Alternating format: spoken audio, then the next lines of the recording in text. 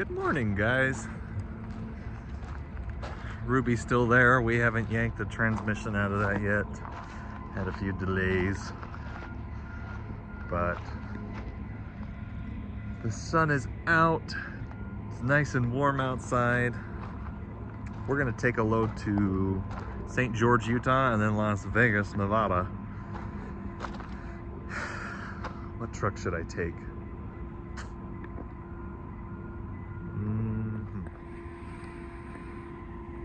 That truck is going to Spokane, Washington. That truck is going to Denver. I don't know what that truck's doing. So we're gonna take this one, the new Peterbilt. Truck 1074. Ha ha ha ha.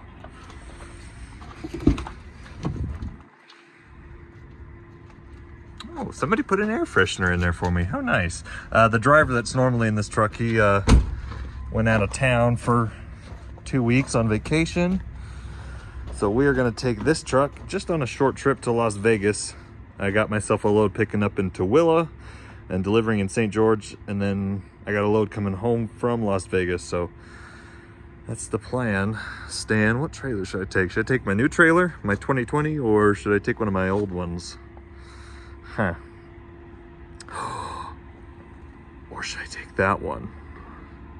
Whoa. I haven't taken my split axle in a while. Should I take my split axle? I mean, it should be good to go. I just haven't used it.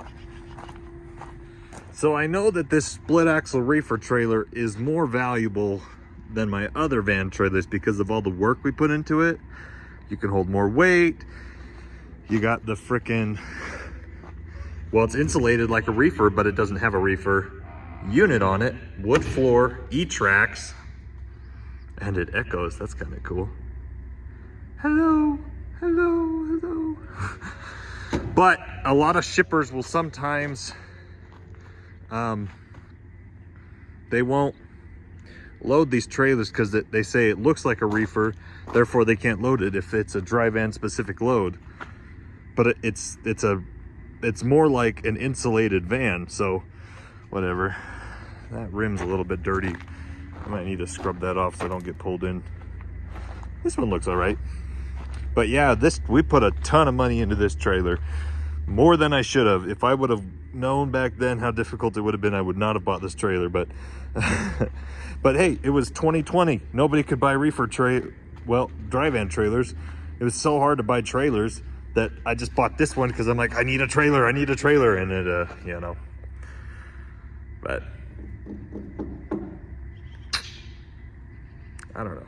All right, this coolant tank is kind of freaking me out because it's up underneath, and here's the cap. This cap is really hard to get off, but when I drove this truck the other night, and the coolant light came on and then it went away, so I just put a little bit of coolant in there, but I couldn't figure out where the ad cap was, so put just a tad bit in there. But everything else looks good on the truck, so let's go. Sorry, Ruby. I'm gonna steal some of your stuff we got in here. My power cord, cigarette lighter, hammer. What else do I got? I'll leave my hat, leave my bedding and stuff. But I definitely need this, so. Alrighty. All right, so I'm all hooked up. I need to slide my fifth wheel forward. I got a pretty big gap right there. I guess it's okay. I'll do it once I'm loaded. Let's get headed to Tooele, Utah. Oh, look at that nice clean windshield. We're here at the Maverick. I probably could get some gas. I'm right about at half. But the cheaper I get to Las Vegas, it actually gets... No. Holy cow, I said that wrong. The closer I get to Vegas, the cheaper fuel actually gets. And then as soon as you get out of Las Vegas, it's more expensive if you're in California. But we're going to St. George to deliver this load, and then I'm going to deadhead to Las Vegas to get my load coming back home. So, and supposedly the The load I'm picking up in Tooele, Utah, we're in Salt Lake right now, so we got another 25 miles to get to Tooele. Supposedly, that load only weighs 1,000 pounds. That's what Swift, it's a Swift load. Don't hate me, I got a Swift load. Supposedly, it only weighs 1,000 pounds, so you know what that means, 12 miles to the gallon going down south. Heck yeah. I got some hot dogs. I got my diet sodas. We're good for the rest of the day. It's a little bit windy. You can't really tell because we're coming through Tooele and all there is dead grass, but it's pretty windy where we're at right now. I can feel it in the steering wheel. But coming around this section of Tooele, like coming around the lake into Grantsville, it's always pretty windy over this way. But don't let it deceive you. There's a giant Salt Lake right over there. The giant Salt Lake. The Great Salt Lake. But, yeah. I don't know if you can see that palace or whatever, the Great Saltaire Event Center. It's a little bit of an interesting place here in Utah. We're at the lake now with the smokestacks and the mountains. I think that's Route 30. What route is that? Man, I just drove past the sign. I didn't even look at it.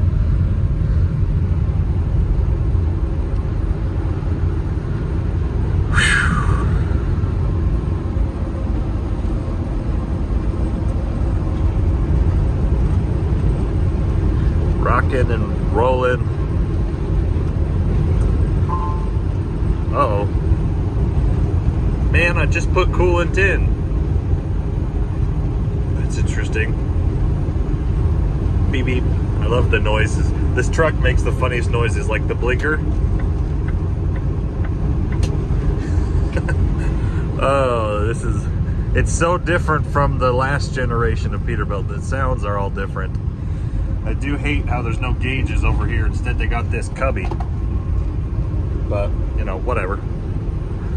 Whatever. I think the coolant sensor in this truck is going out because the light keeps coming on and off and on and off. And my brother Caden was using this truck for a couple loads last week, and he said that he added some as well. But like, I really didn't actually add any because it was already full. So I'm pretty sure the sensor's going out.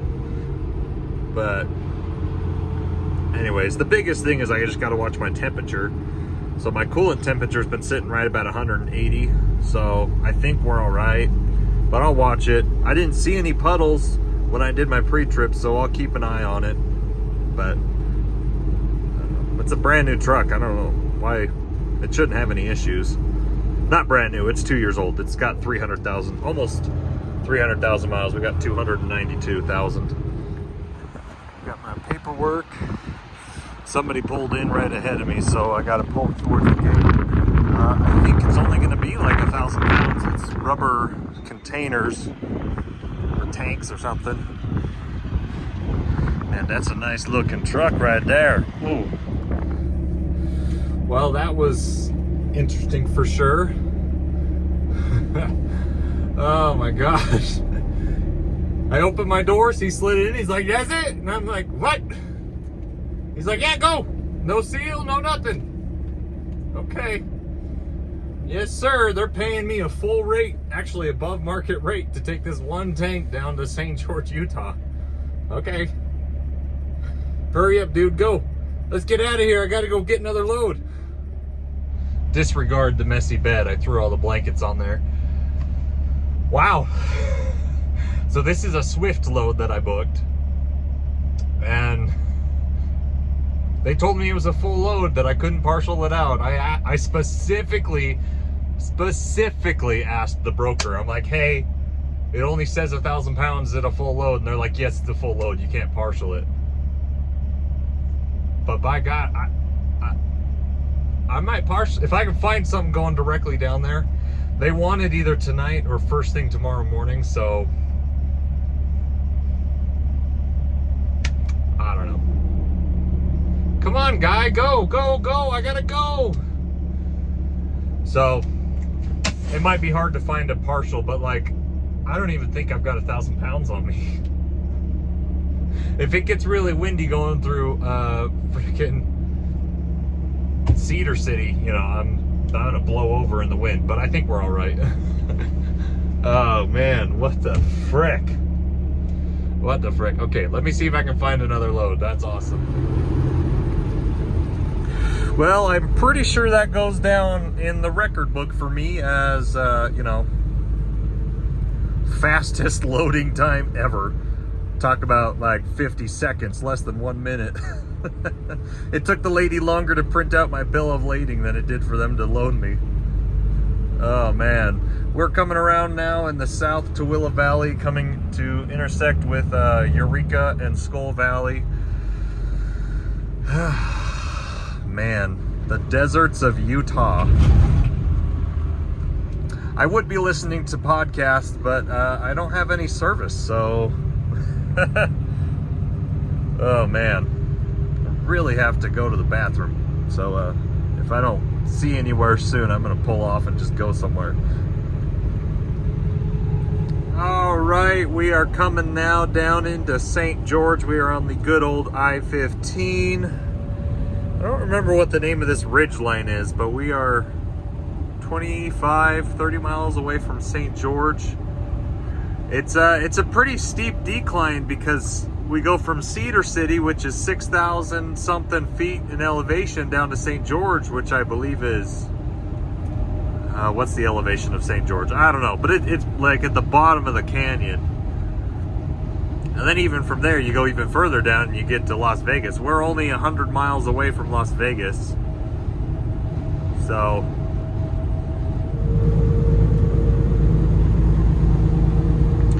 gosh, I just barely wiped my window off. Where did all these stupid bugs come from?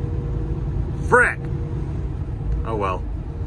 Zions National Park, exit 27, Lake Powell. Yep, southern Utah, here we go. You go from the sagebrush to the red rock at the bottom of the valley. That's where we are, St. George, Utah. Or as some of my buddies say, St. Jorge. Just kidding. Nobody actually says that. It's St. George. Maybe they do. I don't know. Ah, yes. We are in beautiful St. George, Utah. At this Home Depot. I don't know where I'm supposed to go. They said that someone would be here to unload me. If not, I'm just going to push it off. So.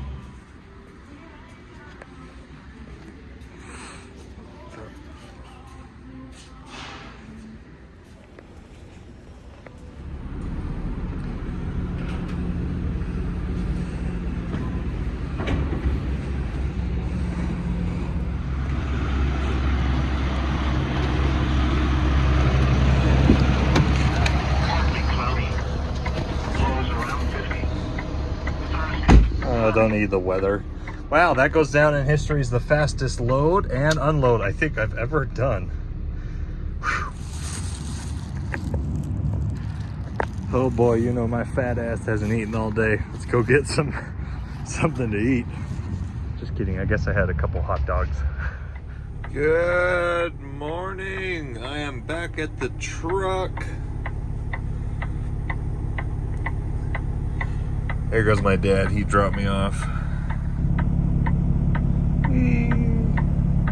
We are at this brand new Kenworth dealership here in St. George. We're right in front of the port of entry here in St. George. But I parked the truck here for 2 days, and now we gotta go get loaded. Gotta go get my load home. We're going down to Las Vegas, so. Good morning. Well, for someone as smart as me, you'd think I would remember, or someone who's traveled to Las Vegas as much as me, you'd think that I would remember that Las Vegas is in a different time zone than St. George, Utah. So I needed to be at the convention center. I got my load home, picks up at 8 a.m. And I like to typically be about 45 minutes to an hour early.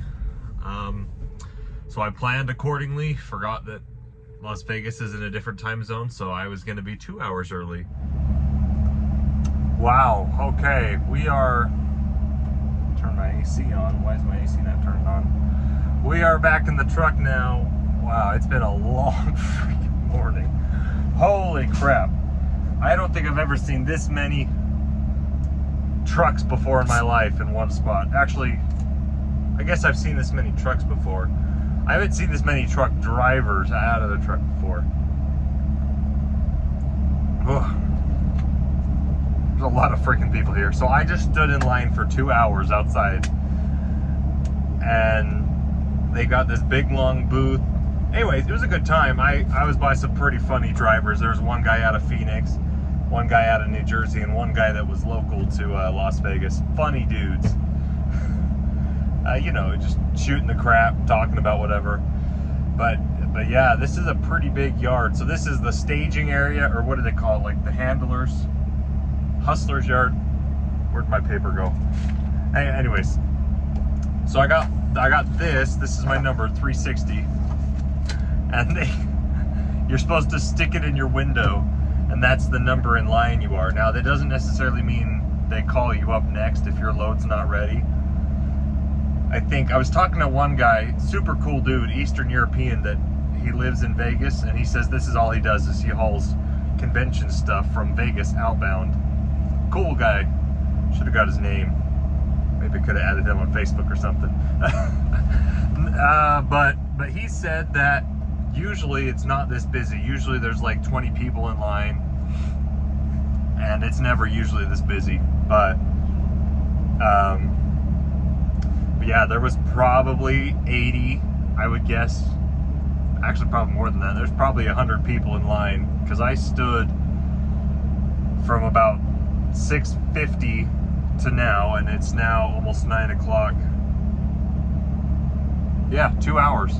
I was standing in line for 2 hours. But anyways, these guys were all funny. It was it actually went by pretty quick, just talking to them. But anyways, there are so many trucks here. I'm gonna be here all day. It's a good thing I went and got breakfast at McDonald's, because there's no food here, there's no bathrooms.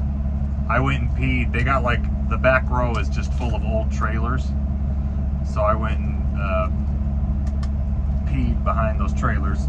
But there's no amenities at all for the drivers here. I got a couple notifications on my phone. Anyways, it's all good, all good. I know for sure the broker's gonna pay the detention, so I'm just gonna chill on the back of the truck. I'm gonna go take a nap. I wanted to talk about being flexible as a driver in this video. So I'm trying to save my stories and tell them. I don't know. Tell them. I don't want to overload you guys with all my stories, because I've had quite a bit of stories that have happened to me or my drivers, and even though I myself don't have that much experience, only a couple years, and even then I'm not like a full-time driver, I have experienced vicariously through my drivers in helping them get through situations. So there is that. But this one driver I have, I want to talk about being flexible and taking risks. Now, obviously, your risk level depends on what your status is. Are you an owner-operator? Are you a lease operator? Are you a company driver? Is it your buddy's truck that you're just driving for a minute? Your level of risk will really depend on what your compensation is. Do you own the truck? You know, those kind of outlines, I would say. But regardless, no matter what situation you're in as a driver, you need to take risks. Now, don't put yourself or anyone else in harm's way by those risks, but like dumb risks. So I had this driver, and I don't know why I was thinking about this, but I'm going to tell this story about this driver I had. It's been over a year since he's driven for me. I doubt he even remembers who I am. But he was doing a short load for me up to Boise and back, and he's going up to Boise. He was going to get unloaded and get reloaded. And he calls me and he's like, I'm out of service, I need a call out. And I'm like, okay, well, what's going on, what's wrong, let's diagnose it and help the call-out guy know if he needs to bring parts, what does he need to do to get you on the road faster. And he's like, well, my headlight's out, so I'm out of service and I gotta stop. I'm like, your headlight's out? I mean, can you just get it home? We'll fix it at home. It's just a headlight. It's 9 o'clock in the morning. You don't need a headlight to drive during the day. Technically, you'd get a fix-it ticket, but if you just tell the officer, it just barely went out, I noticed it on my pre-trip, I was gonna fix it when I get home, you know, they can't, it's not like you got a blown tire or you don't have any brakes. You know, a headlight's not one of those things that they would make you do a call out for. In my experience, lights are a little bit different than like mechanical stuff. If you do have lights out while you're driving at night, that is a citation from my experience. But I was like, oh, just go deliver your load and get reloaded, come home. It's 9 o'clock in the morning, you'll be home. You only got 300 miles. You'll be home before, you know, shortly after lunch if you hurry. He's like, nope, I got to stop right here. And I'm like, well, he was at the Boise Stagecoach, if you know where that is, the Sinclair truck stop, but they don't have like a shop there. And I'm like, well, can you at least drive it into Boise at the, what's the diesel shop there in Boise? Can you at least get it to the shop so that they can put it on? I mean, it's $500 minimum for a call out, plus it's 2 hours if they start, minimum 2 hours if they start working on it. He's like, nope, I need a call out. I was like, okay, bro, whatever. Like, he wasn't, at this point, I'm like, okay, if you can't, maybe I'm in the wrong. But I was like, dude, at least get it to town. You don't need headlights to drive during the day. Anyways, we got the call out. Long story short, it was a good thing I got the call out because this driver was not doing his pre-trip. He had the same trailer for a while, so I wasn't really able to see how the condition of the trailer was in because he was running it hard. But the call out guy came, I was pissed, and the call out guy is like, hey, your driver has a blown inside tire on his trailer and it's ripped up a little bit of the trailer. It's gonna need some serious work. Even if I fix this headlight, he can't leave. I'm like, now if the driver would have called me and been like, I have a blown tire, it's inside, you know, you really shouldn't drive with an inside, you shouldn't drive with a blown tire anyways, but if it's at least the outside one, you can kind of limp it to a tire shop. You're not supposed to. DOT says you're not supposed to, but if it's like the next exit, I would. If you're out in the middle of nowhere, you should get a call out.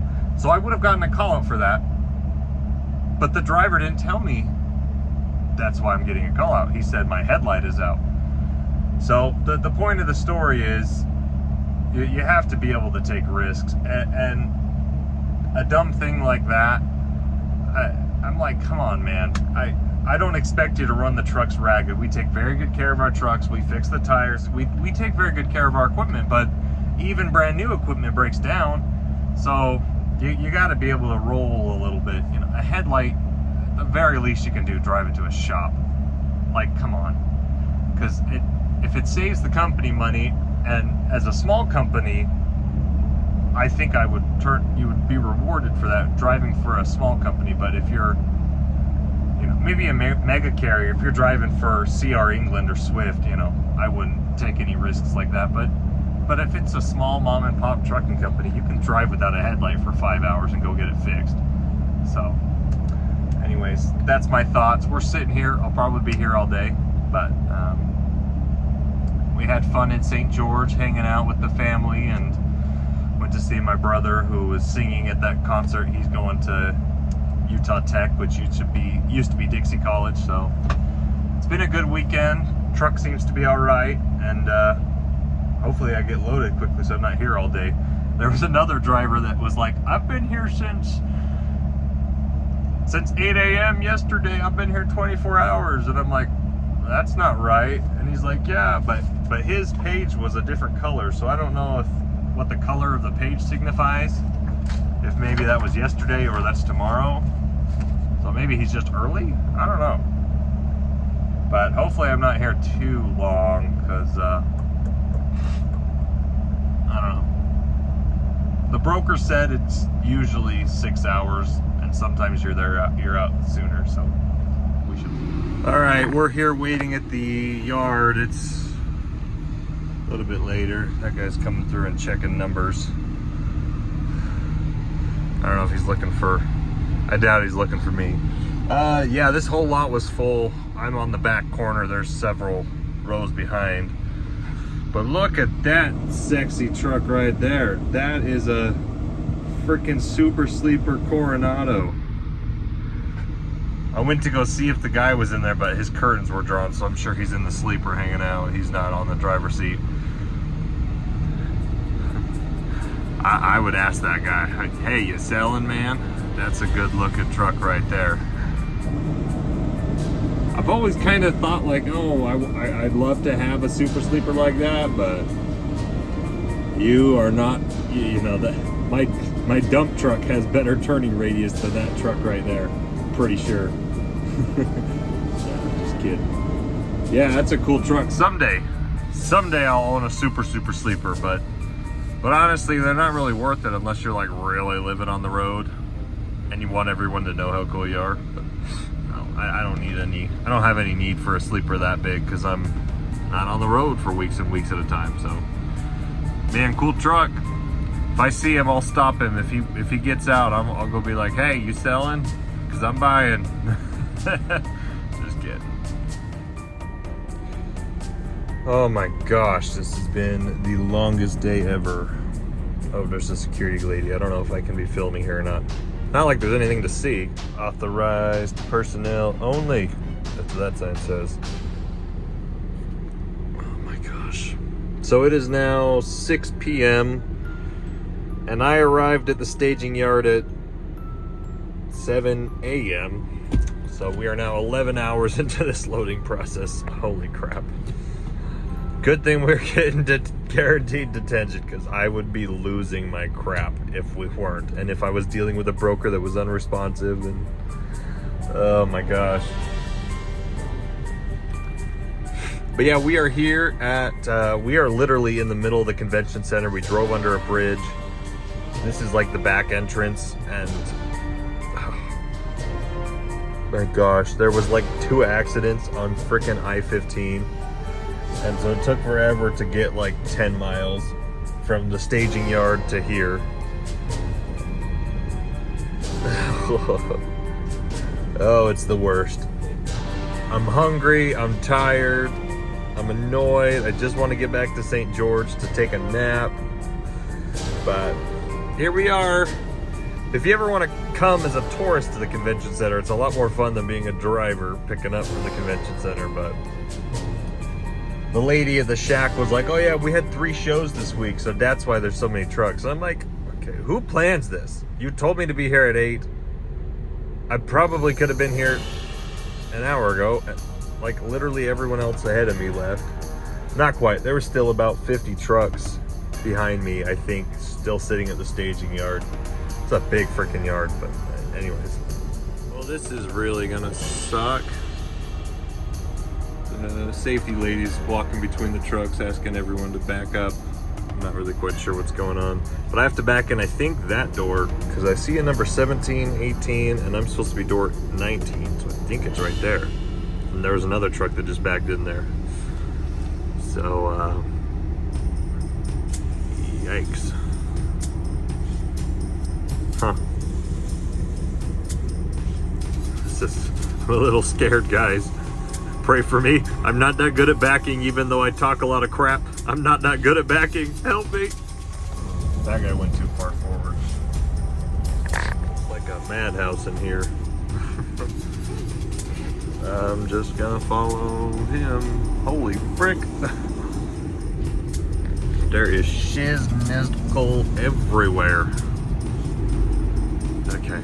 He gave me this piece of tape, said open your doors and put it on the inside door. Okay, dude.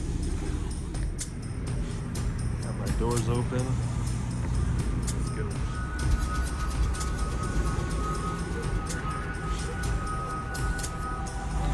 Alright, we are finally loaded.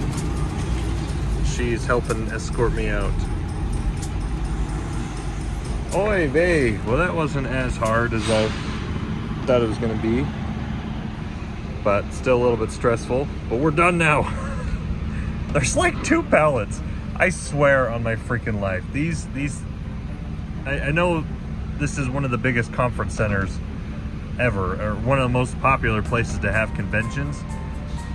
But I've got like 2 pallets on me. 2 freaking pallets. I would have hand stacked and hand loaded these pallets in my trailer instead of waiting 12 hours. It is now 7 o'clock, so we're right at 11 hours from my, well, 11 hours since I showed up, 12 hours since my appointment. Eek. All right, wow, the lights here in Vegas sure make it my dead bugs on my windshield look bad, but we have got to go to the Maverick. My fuel light just came on, so we're gonna go to the Maverick, get some fuel.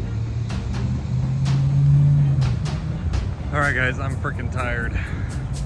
We are here at the North Las Vegas Maverick. I think they just built this place. I don't, it feels new, but we're getting fuel, and I'm freaking tired. So we will see you in the next video. Drive safe, y'all.